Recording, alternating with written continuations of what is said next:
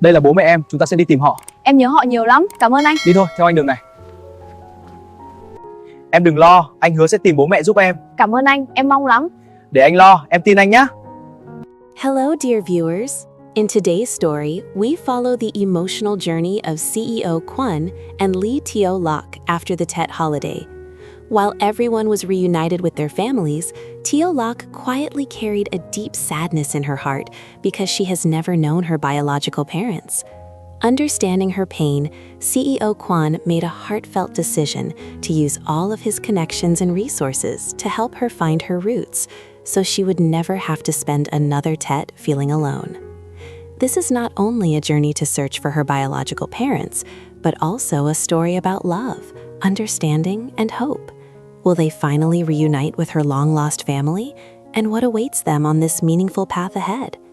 If you enjoy touching stories about family bonds and sincere love, don't forget to subscribe to the channel, turn on the notification bell, and join us for the next episodes. Thank you so much for your support. The days after Tet always felt different at the farm. The festive red banners were still hanging by the wooden gate, their bright color slightly faded by the sun. Peach blossoms rested quietly in clay vases on the porch, petals beginning to fall onto the brick floor. The scent of incense from the small ancestral altar near the living room still lingered in the air, mixing gently with the smell of fresh grass and soil.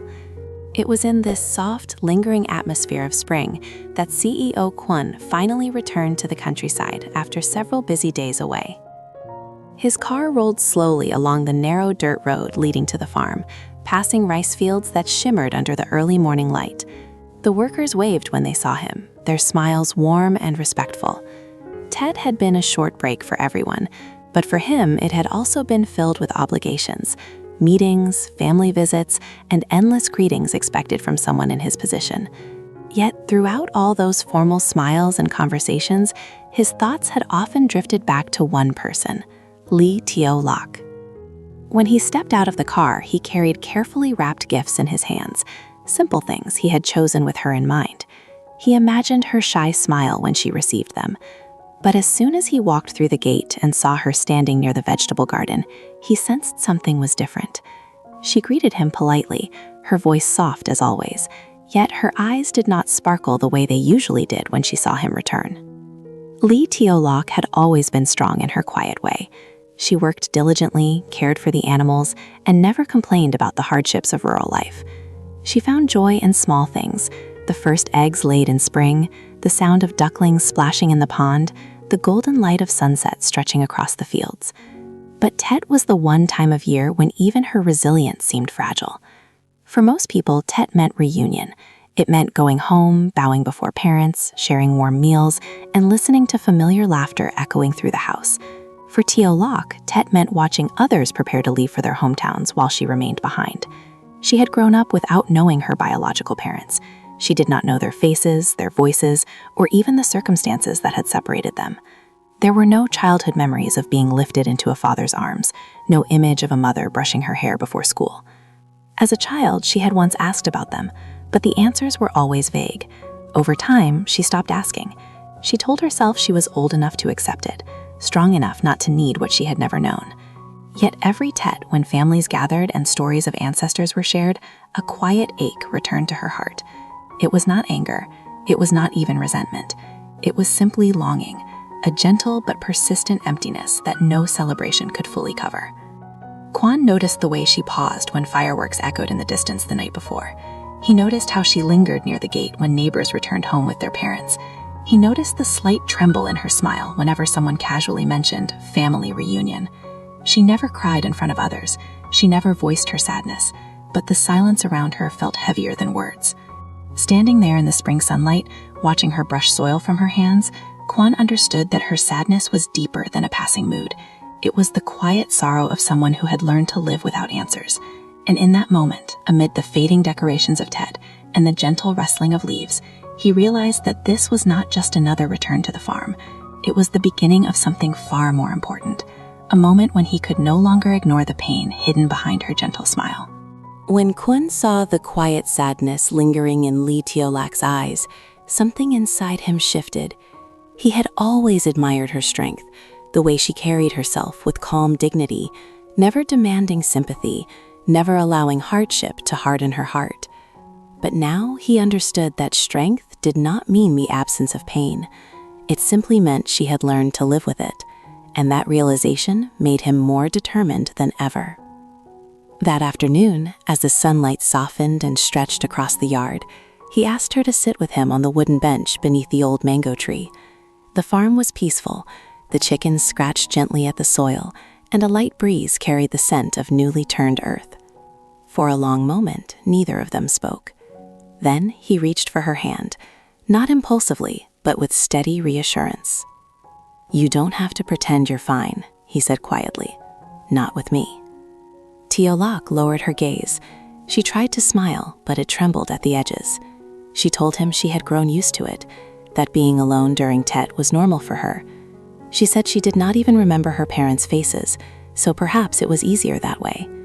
But as she spoke, her voice softened, and the honesty beneath her words was impossible to ignore. No matter how independent she had become, the longing for roots, for belonging, still lived within her. Quinn listened without interrupting. He did not offer empty comfort or unrealistic promises. Instead, he made a decision, calm, clear, and unwavering. "I will help you find them," he said at last. She looked up, surprised, not because she doubted his kindness, but because no one had ever spoken those words to her with such certainty. Many people had told her to let the past go or to focus on the present. But Quinn was not asking her to forget. He was offering to search. As a CEO, he had built years of connections, business partners, legal advisors, community leaders, even officials who managed archival records and social services. He understood that searching for biological parents after so many years would not be simple. Records could be incomplete, information could be lost, there might be painful truths waiting at the end of the road. But none of those possibilities frightened him. What mattered was giving her a chance at answers. That very evening, he began making calls. He contacted an old university friend who now worked in civil registration. He reached out to a former business associate involved in charitable foundations that specialized in reconnecting separated families. He requested access to archived hospital records from the region where she had been found as a child. Every step required patience, formal procedures, and sometimes delicate conversations, but Quinn approached each one with quiet determination. He did not tell Tieu Lac about every detail. He did not want to give her false hope too soon. Instead, he reassured her gently that progress would take time. "No matter how long it takes," he told her, "we will walk this road together." In the days that followed, she noticed subtle changes. He spent evenings reviewing documents instead of resting.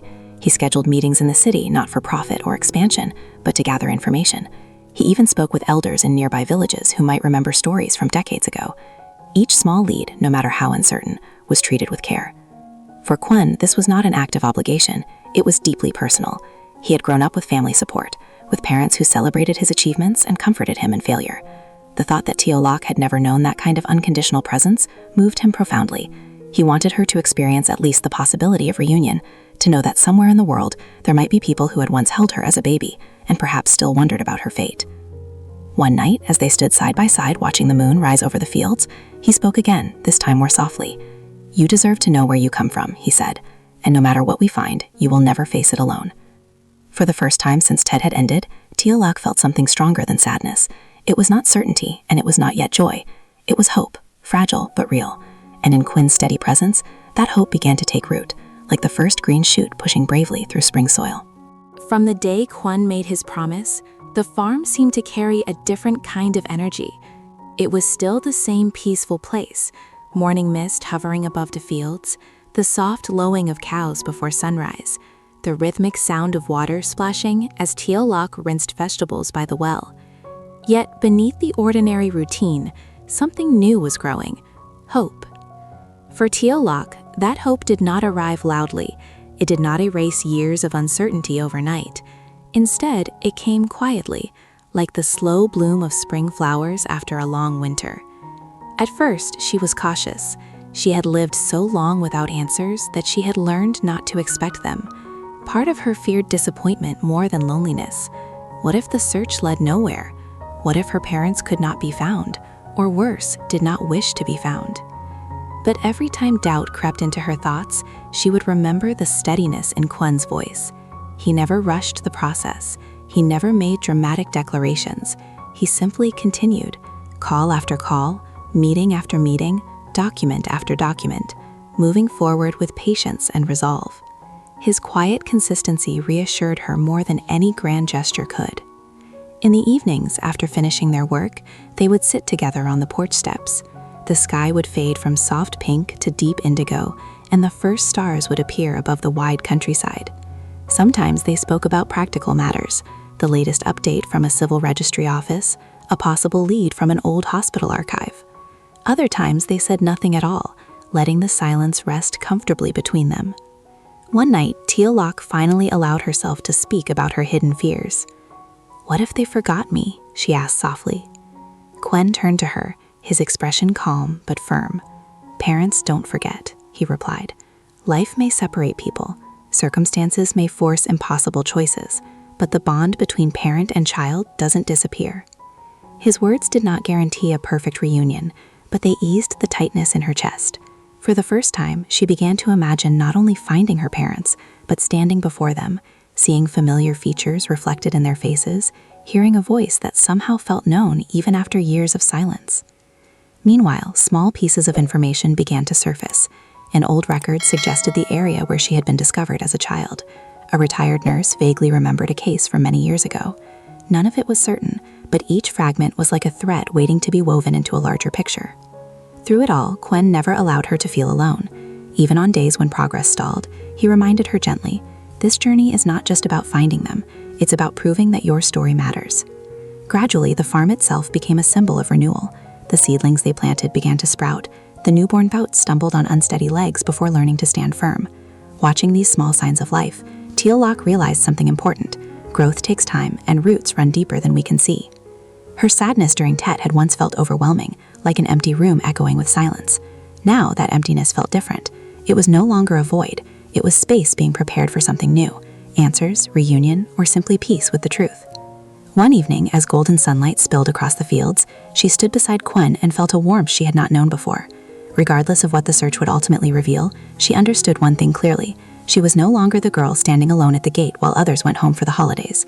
She had someone beside her, someone who chose to carry her pain as his own. And in that realization, hope blossomed fully. No matter where her biological parents were, no matter how the story would unfold, Tieu Lac now knew she was worthy of love, of belonging, of family.